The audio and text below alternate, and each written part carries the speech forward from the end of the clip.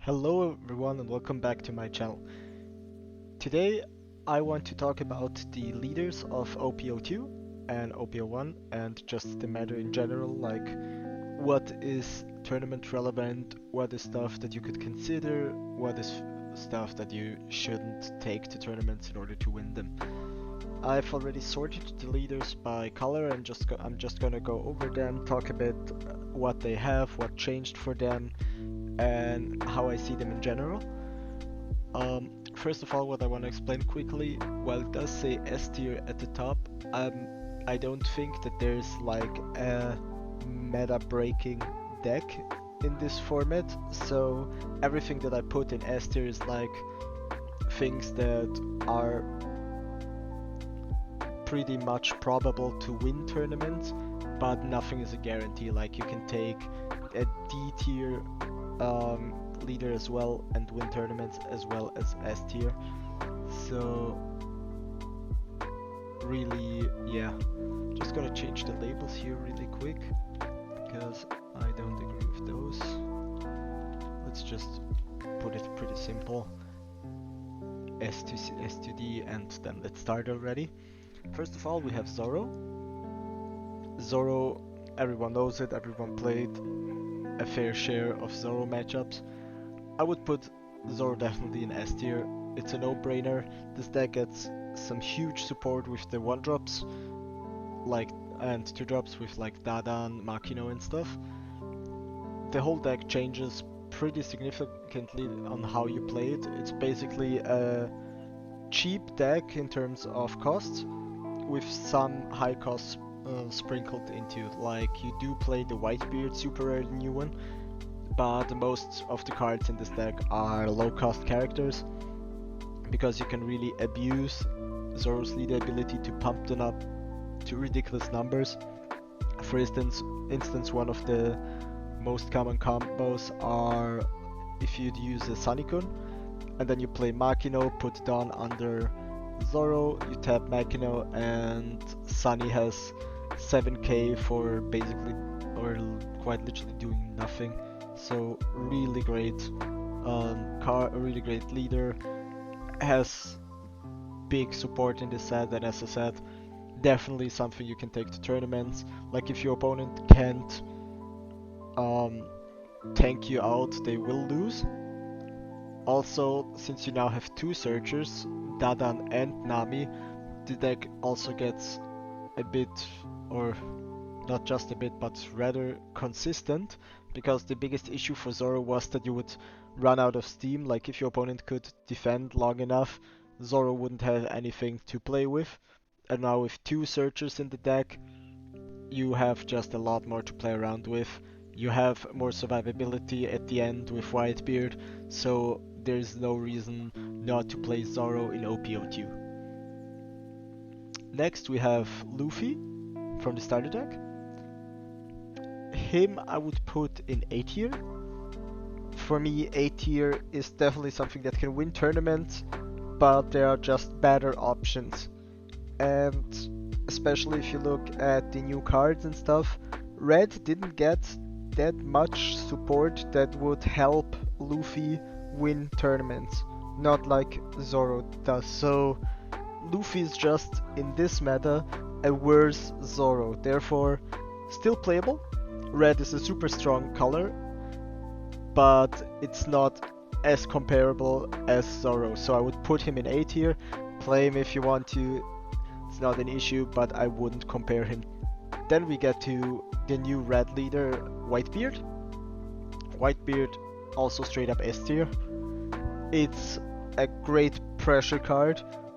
The thing about Whitebeard though is you probably won't play Whitebeard Pirates in OP02 because they do lack the searchers, which we already saw with Zoro was a major issue in OP01.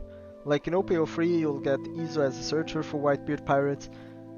It will get some other support cards, so in OP03 Whitebeard definitely rises the ranks. So what you're gonna do in OP02 is you're gonna play him with Straw Hats and some Whitebeard characters. Like you're gonna play Ace, you're gonna play the Whitebeard Super Rare, Maybe if you want to, you can play like Marco and then some 2k counters from the Whitebeard pirates in order to have the Marco effect active. The field card, Moby Dick and stuff. But for most parts, I do think that the better option for Whitebeard is to play him with the with the Straw Hat characters and just sprinkle in some Whitebeard. Then we get to Law. Law I would also put in S tier, for the simple reason that Law is a super unpredictable deck and probably the most unpredictable deck in all of One Piece still. Because there are so many options you can play with Law. You can play Straw Hats, you can play Supernovas, you can play Wano, you can play Whitebeard Pirates. Everything goes with this leader. And the biggest part about his winning or losing isn't just deck building, but it's also how good you are as a player. But we're talking here about potential and not what will happen. So if you're able to maneuver this deck properly, if you're able to pilot it as it's supposed to be piloted, I don't think that Law is really unstoppable. If he gets enough time to build board, to build pressure. He has such a vast kit to play around, so I don't see why he shouldn't be S tier. Now as for the rankings here, I'm not sure if I would put him... I would probably put him even above Whitebeard, because the issue with Whitebeard is that it's a super strong leader and it can really hurt you quite efficiently. But if people learn how to play around Whitebeard, and there are some strategies for generally every deck on how to play against Whitebeard, like once people realize how you play against him, I think the matchup is a lot more doable. Like if you're a noob and you play against Whitebeard, you're probably gonna end up losing because the 6k threshold and all the pressure he can provide, like it's just too much for starters. But once you get used to playing against him, I think it's pretty good, it's pretty manageable. So I do think if you're playing Law, if you get the games in, you can definitely outpace Whitebeard in most of the time. Then we have Luffy, the red-green one. For him, it's difficult. Like there aren't enough results to go by.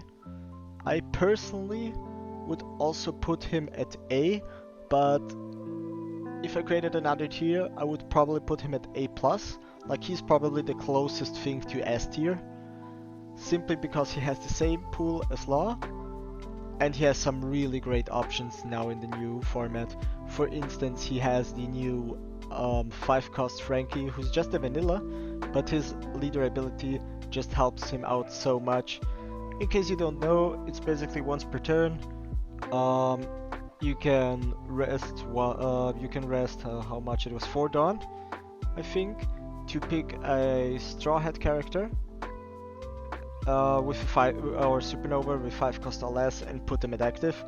And so you got some really great cards now. You got the Frankie, who's just a 5k vanilla, and he gets plus 1k as well. So you swing with Frankie, activate the leader ability, so you swing once with 7, once with 8k, even if you don't use any Dawn on Frankie. You can use it to just put him on active and then let him stay there at 7k, so the opponent has to rest him before trying to attack over him. I think this leader is generally very underrated. I mean, it did win at the end of the OP02 meta in Japan. And I think this leader is also someone who will get a lot better as the time goes. He will get more and more Straw Hats, more Supernovas, 5 costs with time. And as the time goes on, he'll just get better and better. At the moment, I would say he just barely misses the mark for S tier. He is capable of winning tournaments, no doubt about it, but I think there are just better options, like for instance Law.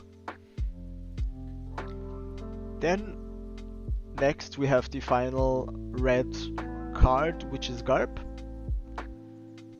Garp is an interesting one, because Garp hasn't seen many results, but also not much testing. Garp has one advantage over a lot of other decks, which is he's the only black and red leader. So of course he gets the dual color advantage of having 2 card pools to play out of. But it's hard because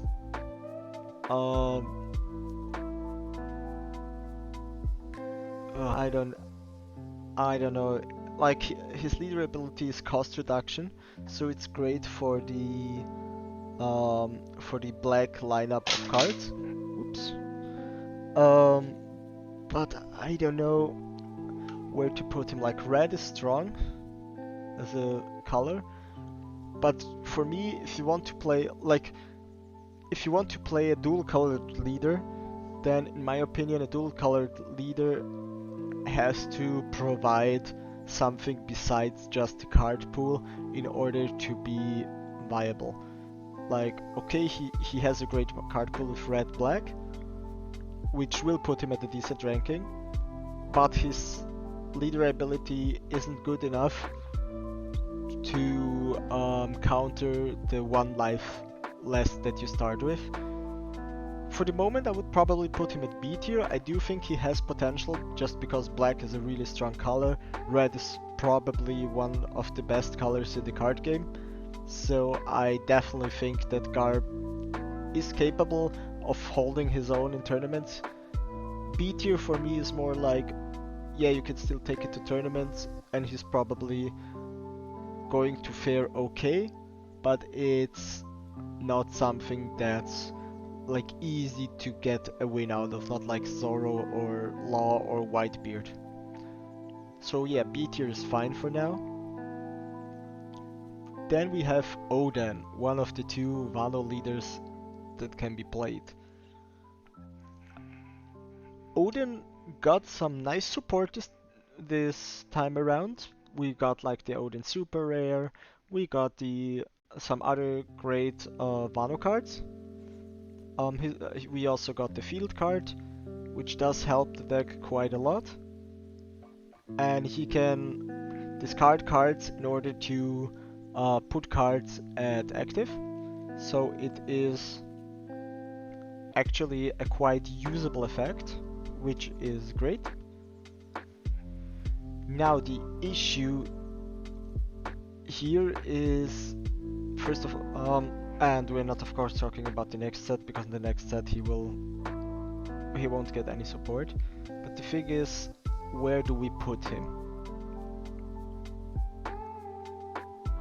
Because what is great is you can basically use the field card and him to just put free Dawn to active and then have all the counter cards available.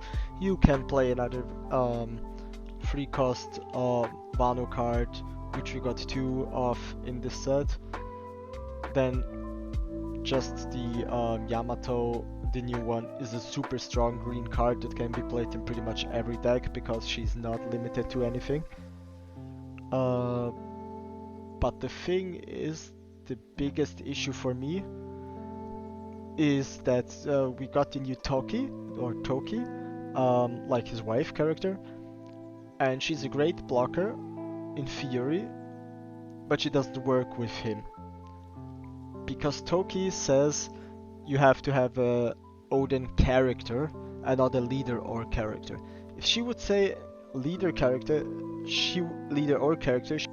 she would just be such a good or just such a better blocker. Like, I would play her playset without a doubt.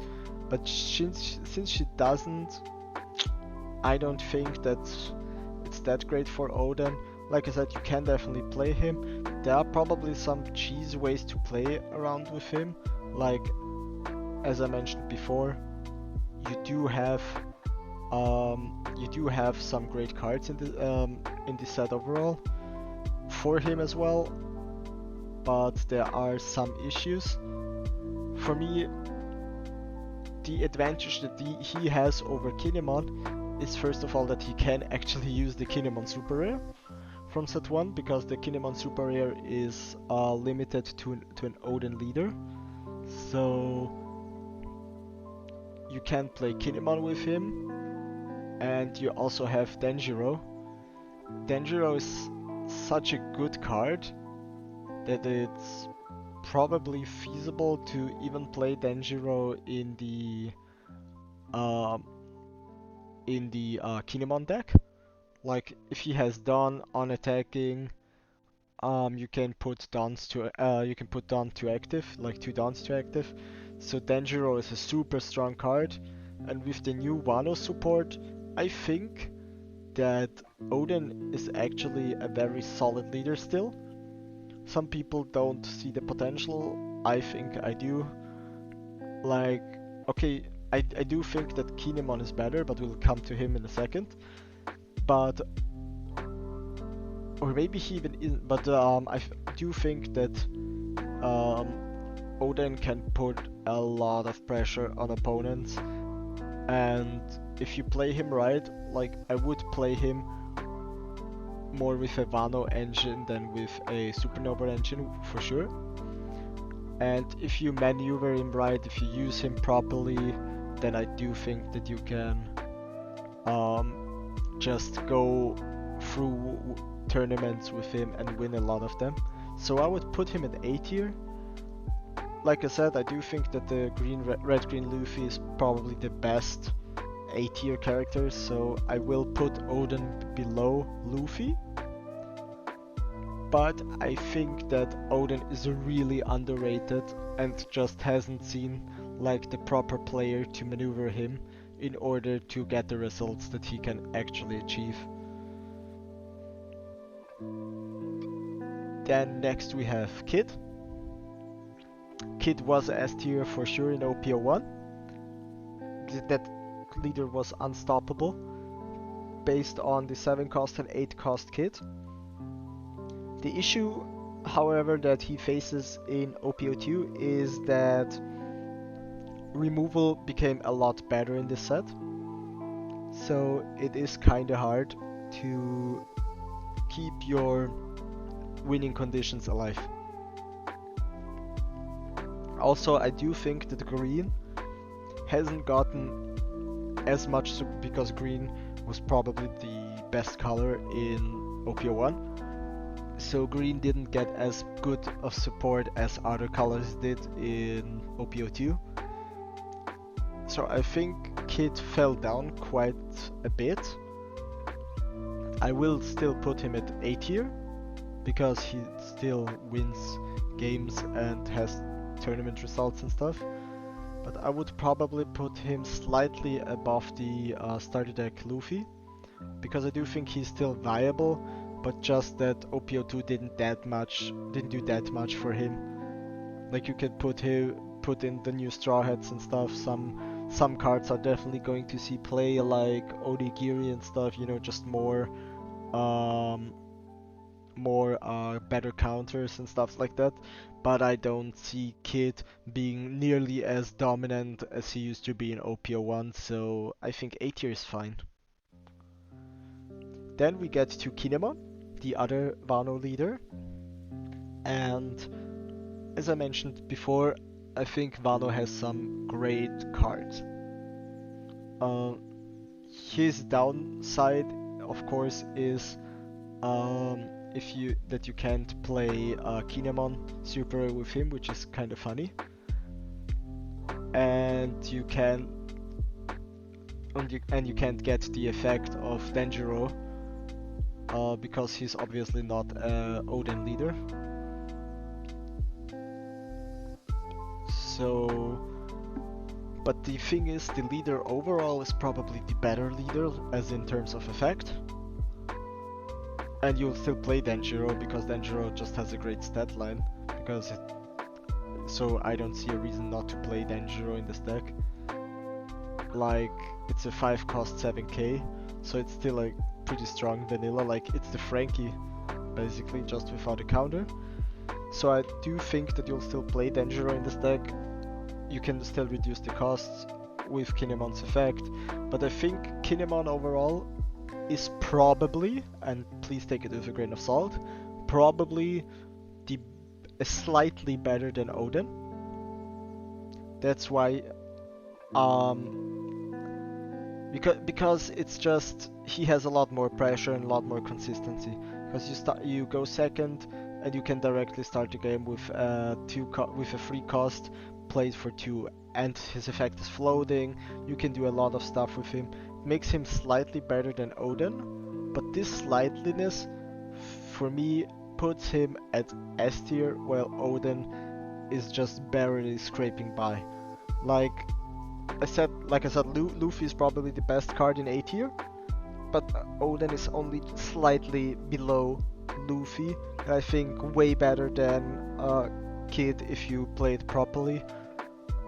I know some people are gonna hate me for that, but that's my opinion on Oden. So yeah, I would put Oden definitely at a high tier as well. Kinemon, like I said, just slightly below, because there are some issues that he's going to face, and that's just too bad. Then next up we have the Sanji leader, the king of vanillas. I think he has the same issue as Garp, that while he is good, and I think his leader ability is better than Garp's, blue-green is not such a great card pool. Like, the combination doesn't have that much synergy, and while his leader ability can be pretty annoying to handle because he can get vanillas out cheap, it doesn't create as much tempo as you might think. If his leader ability were to reduce the cost of vanillas by 2 rather than making 2 dons active afterwards, I think this would be probably one of the best leaders, if not the best leader in the set, because you could cheat out such strong cards so early on. But the fact that you still have to wait till you get your dons to the level where you can play the card doesn't generate as much speed as you would hope it does. So he is a niche leader, he is definitely playable and can win tournaments. I'll probably put him above Garp, but B tier is fine. Like, you can take him to tournaments, probably win some as well, but you'll have to work for it. Then we get to Doflamingo. Now, Doflamingo, that's difficult once again, because I don't think that Doflamingo gets that much out of this set. He gets some support, there are some Warlords of the Seven Seas cards, but you can't forget that his effect only works with 4 costs or less. So while he can cheat out some new cards, like there's the vanilla Gecko Moria, there is the new Boa, and there is the Kuma, as well as having support with his character 1 cost card, who's basically like a better version of Perona. I don't think that Doflamingo receives enough support in this set to make him that viable. His advantage is that he's a blue card. A solo blue card, so he has like 5 lives. And he also got the Jinbei from the event pack. But once again, I would probably put him at B tier, just because I don't think that the set does as much for him as he would hope to. Like, I just think he'll have to wait for OP03, where he gets some really good cards that can help blue overall, because blue is, in my opinion, the worst color in OP02 as well as in OP01.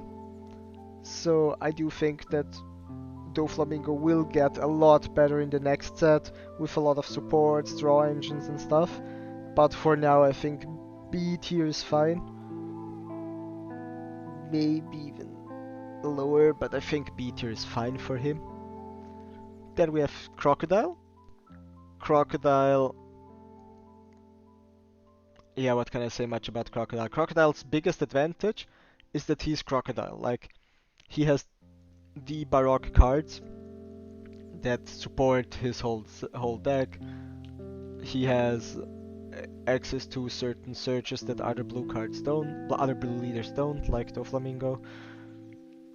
But where does it put him in terms of power level? Overall, I personally don't see much hope for this leader in this set.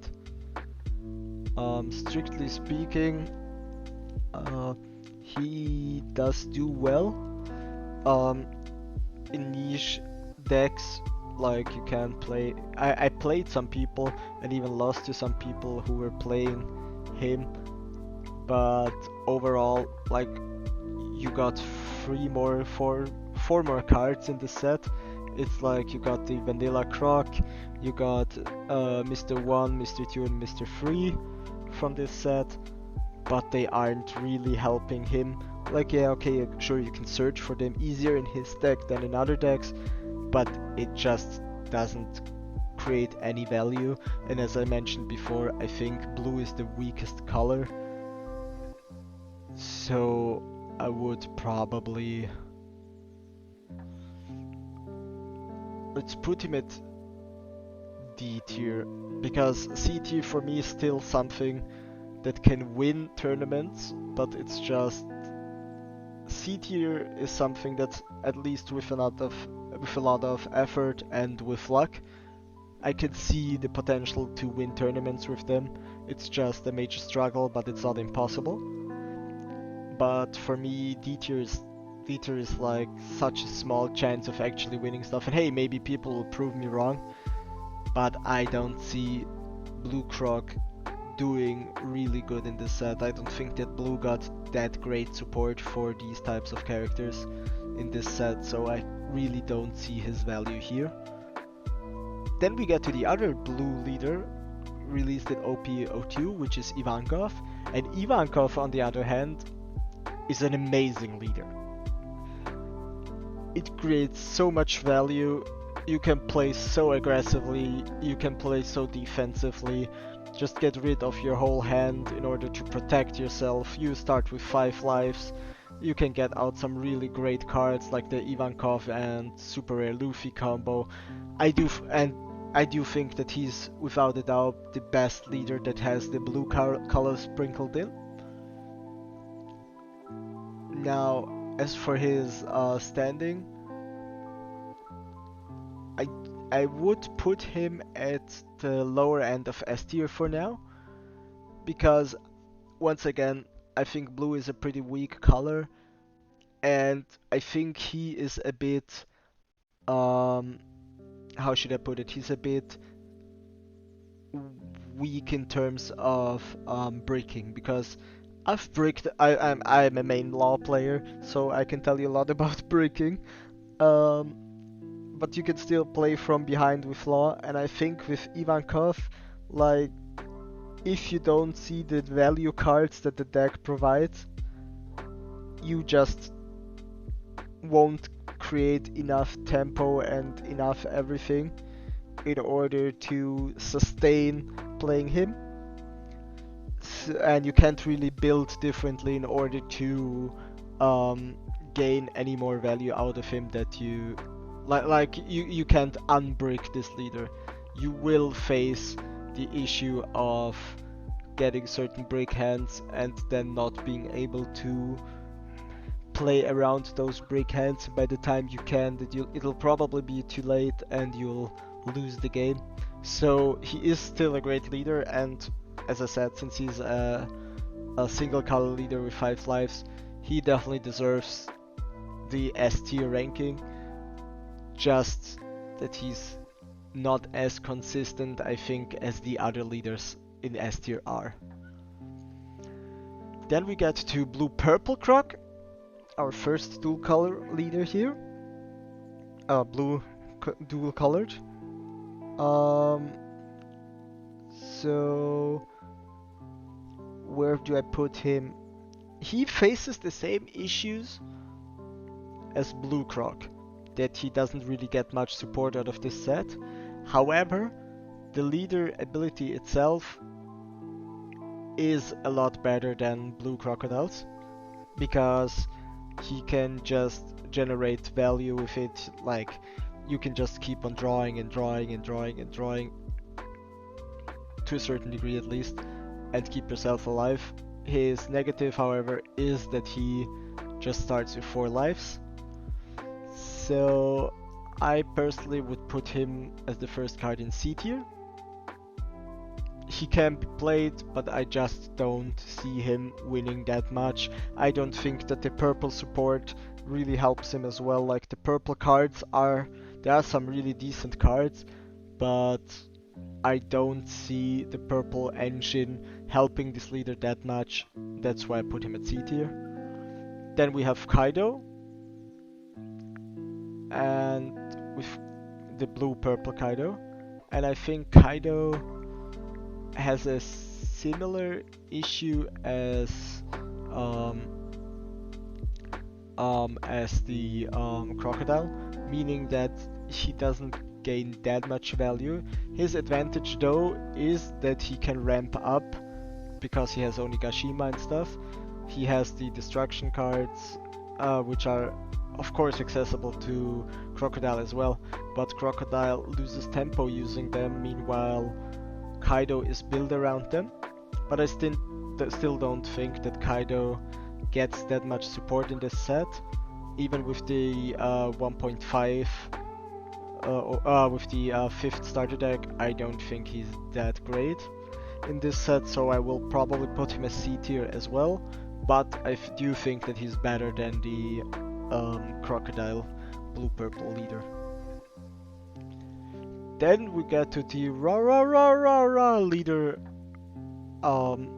Kaido purple, mono purple.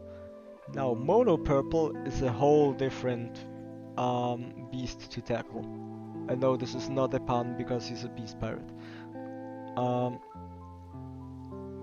So for Kaido, does he get mainline support like beast pirates? No. Does he need it though? No as well.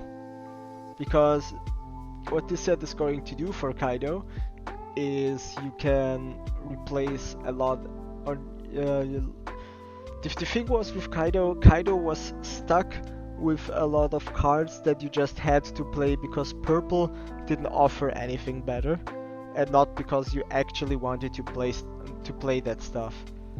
Now you have this whole purple engine that you got, like for instance just the all the impel down cards and stuff. You have the Uta that you can actually use in purple that will buff your characters, so and your leader as well. So you have, and the probably biggest thing about Kaido is you have a lot more better defensive options now with what was it called?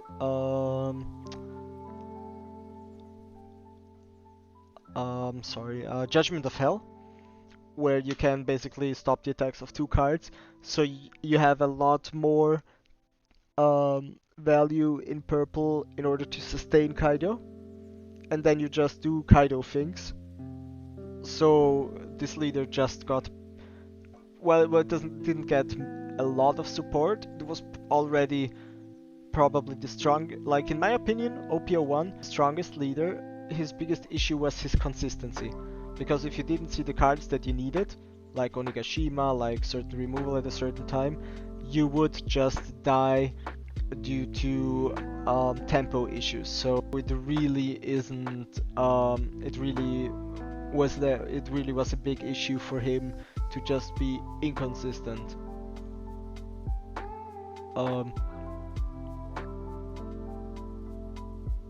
Now, like I said, you probably won't play like the full impel down engine. I mean, you can try it, maybe it works with him. And I do think that he's better than some other purple leaders. But I would put him at A tier, probably above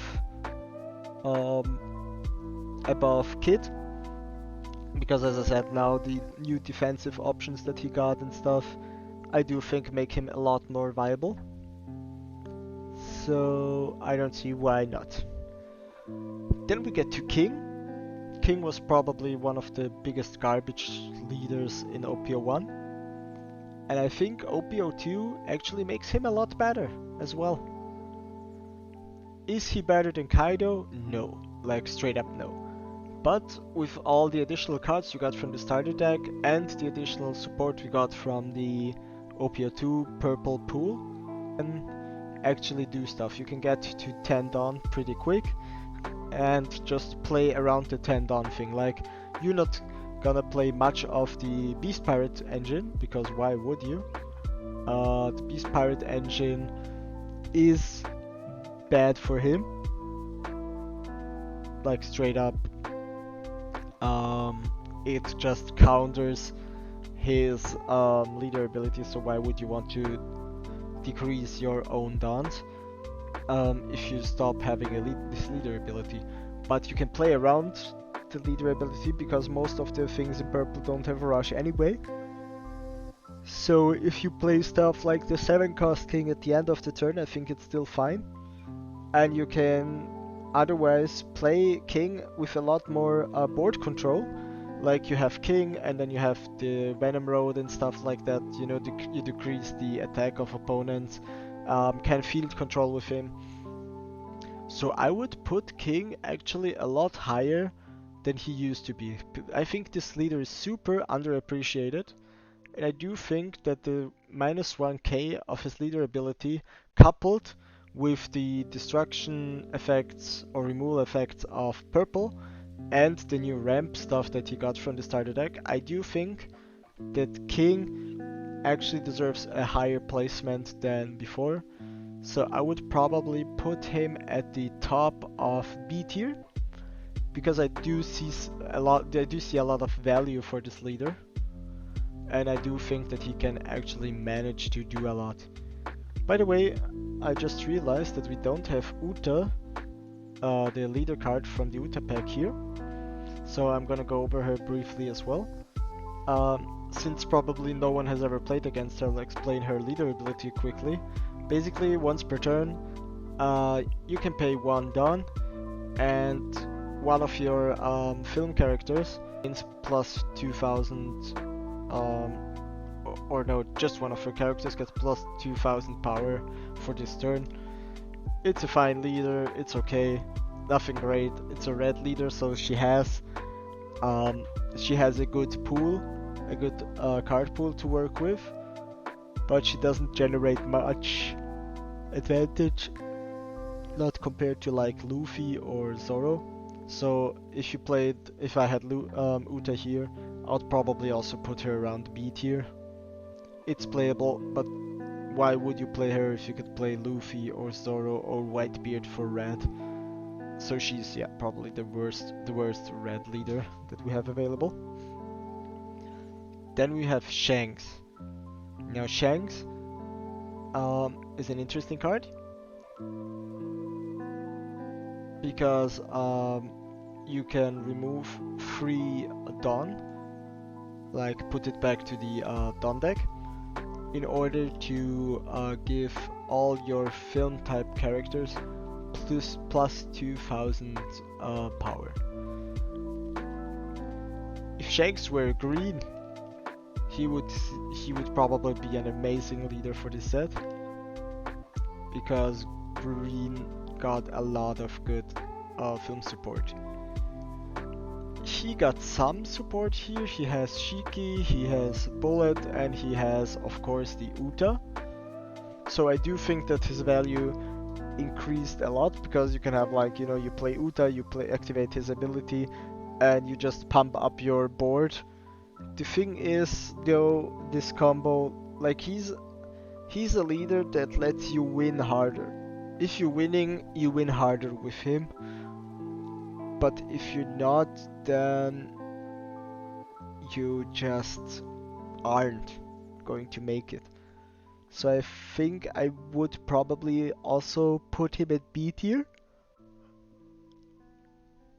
But probably below even Garp, like he's between B and C. I would still put him in B tier because he has the advantage of 5 lives and stuff, but I just don't see him generating as much value out of the OP02 purple card pool. Like I said, most film characters are green, there are like only like two, like those 3 characters coming out for OP02 purple. So sadly, yeah.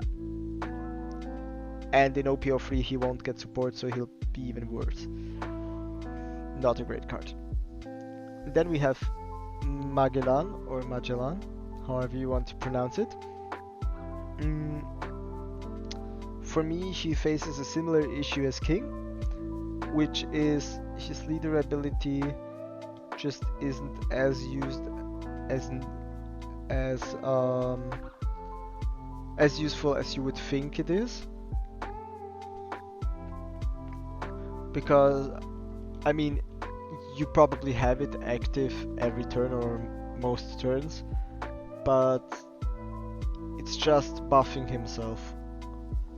It's not doing much for it. Like, okay, you have it active most of the time, but it doesn't do much else, you know? And the thing is also, how should I put it? There aren't many cards that play around having a impel down leader. So what can he do that other purple leaders can't? Like, you have what? You have the field card to have a bit more consistency by recycling your deck, but other than that, Magellan doesn't really provide much for the purple archetype. It is decent, and he has a bit more aggression than other purple leaders. But I would probably put him above Shanks, but not above King, let alone Kaido. So I think B tier is fine behind Garp. Maybe here, but I'll put him here for now. But it's definitely B tier for me. I don't see much value for him. Now we have then Z or Zephyr. Now he's an interesting leader because once again the card pool thingy, purple and black. Dawn -4. You can KO up to one of your opponent's characters with a cost of 3 or less, and then he gains +1000.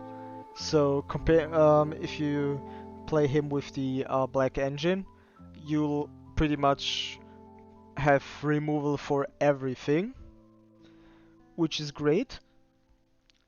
And since it's purple, you do have some ramp options. And a lot of people are saying that Z is really great. I don't think he's that great, to be honest.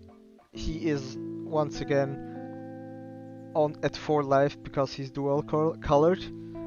And while the leader ability is active pretty much all the time, you are missing a major component that makes other purple decks more reliable, and that is Onigashima. Like, just think of blue crocodile. You basically have to wait 2 turns in order to get the dons back to be at max dons. I don't think he's that great of a card. And with that grade, like a lot of people were saying, oh, he's one of the best leaders. I think that is nonsense. I think that's utter nonsense. I do think he's better than King though. I do think he's probably one of the better leaders. And field control is gonna be a big part in OP02. So I do think I'll put him probably somewhere around this range, like maybe below, maybe above. Let's say he's slightly better than Kid, I think. Not sure though, but I definitely wouldn't put him in S tier because people are, if you think that he's S tier, then I think you're just delusional. You can prove me wrong, of course, but I just don't see the value of this card being as high as people want to claim. Then next we have Smoker. Now, Smoker is once again... Smoker is probably the best black leader, hands down.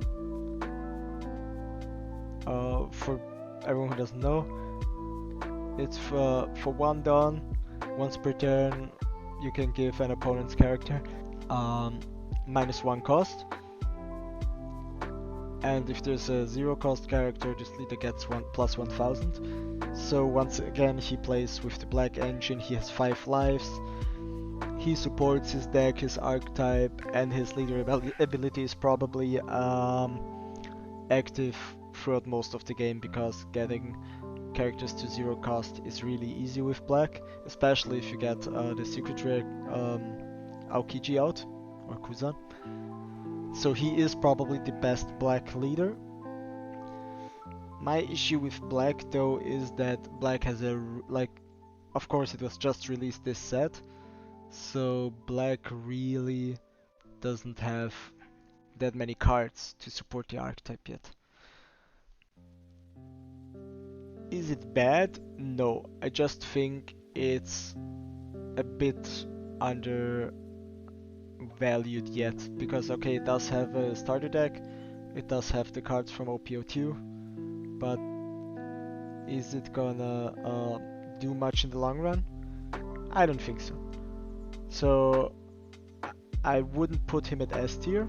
I don't think that black is great enough with one set to be in S tier yet. Once again, prove me wrong, maybe it's just my bad opinion.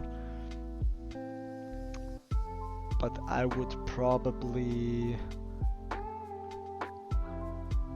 put him above Kaido or at the same level as Kaido. But I wouldn't put him any higher than that for now. Like I said, it's a bit hard, like I did have some black matchups already in the simulator and stuff. So, like I said, maybe I'm completely wrong. Maybe he is a lot better than I'm giving him credit for. I just don't think that he is for now. And that's that. Then we get to the last leader, which is Sakazuki or Akainu, who is also a mono black leader from the starter deck. And once per turn, you can pay 3 Dawns.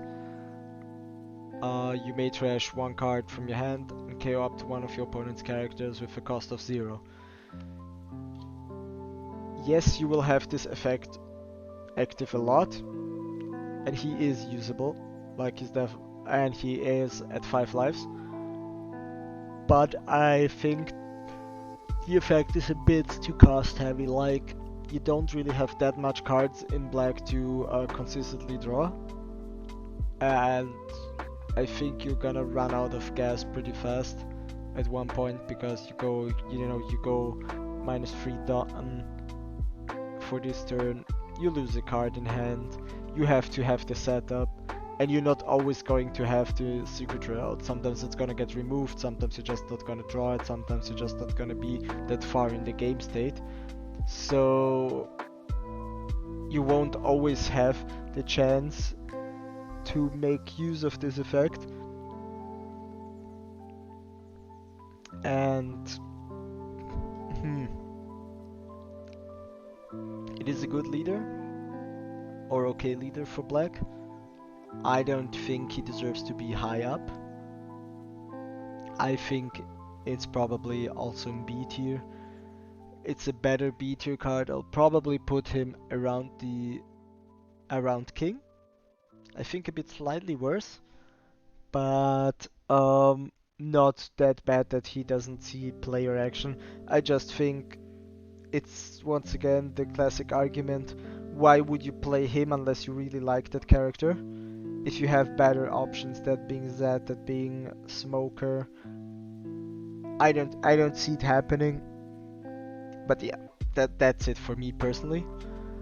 And with that, we're finished with all the leaders for OP02. I hope I could help you. As you can see, I do think the losers of this set, besides Ivankov, are the blue cards, because there are just not many things that can support blue or blue-purple leaders. Like really, Ivankov only gets such a high ranking because he has a really busted leader ability and a lot of cards that work with his ability, while the other blue cards, they just got really kind of shafted in this format. I think purple still, it was a great color. Now it's still decent. Just once again, I do think that, and it's the same with blacks. Black is on the same level, plus minus, as purple, maybe slightly better. But I do think once again, red and green are the strongest colors in the set, and you can see that the leader choice as well, because besides Uta, you don't really see, and Garp, you don't really see red and green stuff being low. Like even the worst leaders I would still put in B tier. Meanwhile, the best leaders are all dominating tournaments, and I think that this is a fair assessment of things as well. Of course, if you think that I'm right, please let me know. If you think that I'm wrong, also let me know. Give me a good reasoning, like we can definitely discuss this thing. But for now, I think this is a pretty solid tier list, and I think we're gonna see a lot of play like this. Maybe people will figure out some combos or combination that will just completely rectify what I just said. Like, that's why I said always take everything I said in this video with a grain of salt. But overall, I think this is a pretty solid tier list, and I don't think that, besides maybe one or two surprise picks, I don't think that much is going to change going forward for OP02. So I hope I could help you with your leader choice. Like I said, I think pretty much besides Study the Crocodile, everything is playable. I just think that going down the tier lists, going down the order of leaders, I just think that it's easier, or not even easier, but it's just more probable, because we have Law is a really hard deck to pilot.